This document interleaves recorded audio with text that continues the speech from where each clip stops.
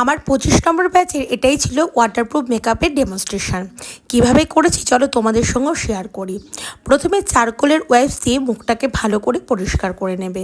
এরপর দেবে রিকোডের grip toner, শুকিয়ে আসলে তারপর ইউজ করবে অ্যাফ্লাইজা ম্যাজিক ড্রপ। এরপর ইউজ করবে যে কোনো একটা ওয়াটার বেস ময়শ্চারাইজার। তারপর ইউজ করেছি রিকোডের প্রাইমার, গ্রিপ প্রাইমার।